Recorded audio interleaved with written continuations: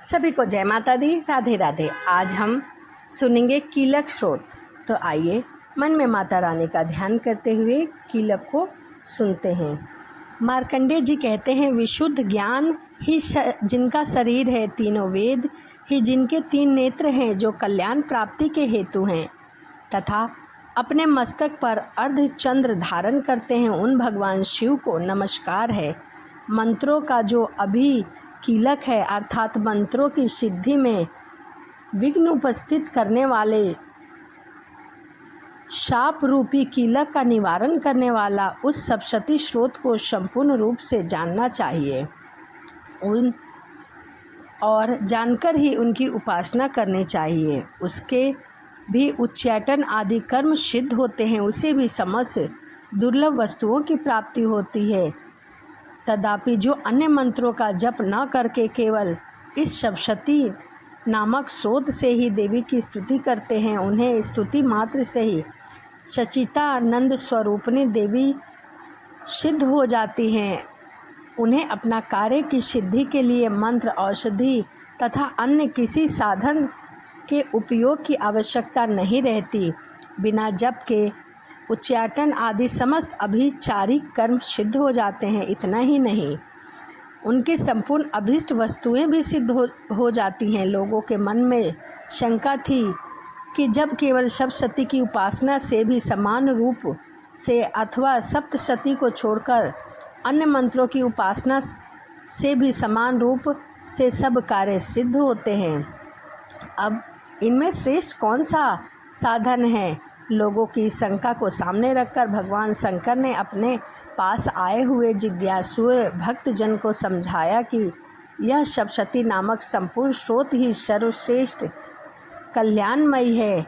भगवती चंडिका सप्तशती नामक स्रोत को महादेव जी ने गुप्त कर दिया। सप्तशती के पाठ से जो पुण्य प्राप्त होता है उसकी कभी समाप्ति नहीं होती है, किंतु अन्य मंत्रों के जप अन्य पूज्य की समाप्ति हो जाती है। अतः भगवान शिव ने अन्य मंत्रों की अपेक्षा जो सप्तशती की ही श्रेष्ठता का निर्णय किया, उसे जानना चाहिए।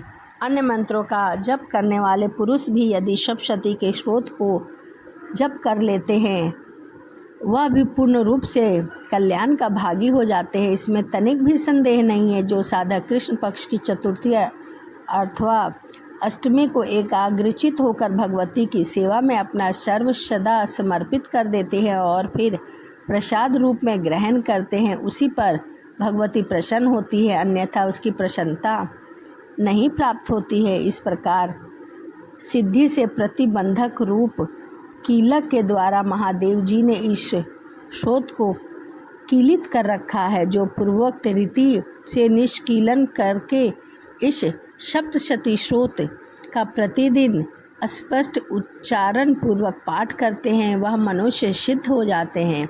वहीं देवी का पार्षद होता है, वहीं गंधर्व भी होते हैं। सर्वत्र विचरते रहने पर भी इस संसार में उसे कहीं कोई भय नहीं होता, उसकी अपमृत्यु में वंश में नहीं पड़ता तथा देह त्यागने के अन्यतर मोक्ष की प्राप्ति होती है।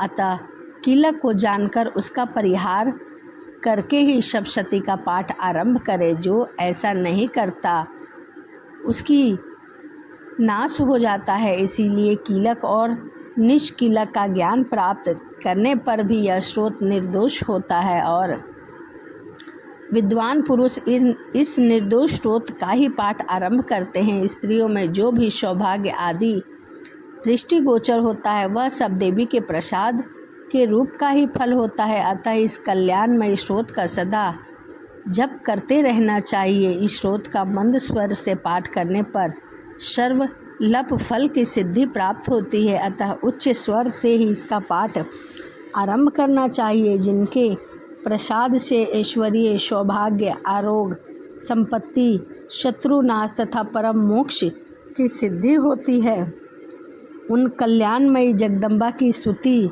भला मनुष्य क्यों ना करे। तो यह कीलक स्रोतम यहीं समाप्त हुआ। वीडियो आपको कैसी लगी कमेंट करना ना भूलें।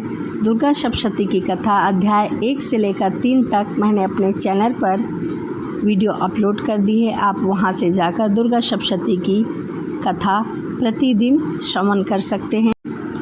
तो चलिए इसी के साथ वीडियो को यहीं समाप्त करते हैं और आपसे मिलते हैं अगली वीडियो में।